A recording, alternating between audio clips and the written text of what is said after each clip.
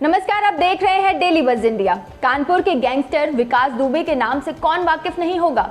ये ऐसा अपराधी था जिसकी बंदूक से निकली गोली ने कई परिवारों को उजाड़ दिया था, लेकिन एनकाउंटर के बाद से अब अपराधी का परिवार मुफलिसी की जिंदगी जी रहा है। आलम यह है कि परिवार को 2 वक्त की रोटी भी नहीं मिल रही है।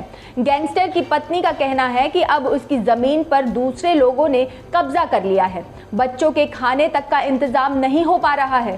कानपुर के बिकरू कांड में 8 पुलिसकर्मियों की हत्या का आरोपी विकास दुबे का जुलाई 2020 में एनकाउंटर किया गया था, जिसके बाद से उसका परिवार लाचारी की हालत में आ गया है। जो विकास दुबे कभी दूसरों की जमीन पर कब्जा किया करता था, अब लोग उसी की जमीन पर कब्जा कर रहे हैं। पत्नी का आरोप है कि उसकी जमीन पर लोगों ने कब्जा कर लिया है और कब्जा छुड़वाने के लिए रिश्वत मांगी जा रही है। ऋचा दुबे का कहना है कि विकास दुबे की मौत को 1 साल हो गया है, लेकिन अब तक डेथ सर्टिफिकेट नहीं बनाया गया है, जिससे कई तरह की दिक्कतें आ रही हैं। अपनी आप बीती सुनाते हुए ऋचा ने बताया कि मजबूरी में वो अपने बच्चों के साथ सुसाइड करने की सोच रही थी।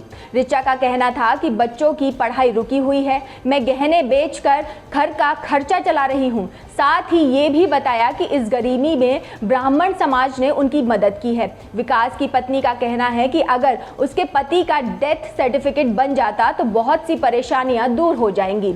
उस वक्त हुआ ये था कि विकास के अंतिम संस्कार की पर्ची में उसके पिता का नाम गलत चढ़ गया। इस वजह से नगर निगम ने सर्टिफिकेट बनाने से मना कर दिया। एनकाउंटर में विकास दुबे के मारे जाने के बाद उसका पोस्टमार्टम कराया गया था। पोस्टमार्टम में पिता का नाम राम कुमार की जगह राजकुमार दर्ज हो गया और इसी वजह से शमशान घाट से उसके अंतिम संस्कार की पर्ची में भी यही नाम चढ़ गया। उस पर्ची के आधार पर ही नगर निगम में डेथ सर्टिफिकेट बनता है। नगर निगम ने जब रिकॉर्ड देखा तो पर्ची और रिकॉर्ड में दर्ज नाम अलग थे, जिसकी वजह से डेथ सर्टिफिकेट बनाने से मना कर दिया गया। अब आलम यह है कि ऋचा सर्टिफिकेट बनवाने के लिए दर दर की ठोकरें खा रही है। इस गलती को ठीक करने के लिए विकास दुबे की पत्नी कई अधिकारियों के पास गई, लेकिन कुछ नहीं हो सका। वहीं विकास दुबे के भतीजे अमर दुबे की पत्नी खुशी की गिरफ्तारी को लेकर ऋचा का कहना है कि इस घटना में खुशी की कोई भूमिका नहीं थी, उसे रिहा किया जाना चाहिए।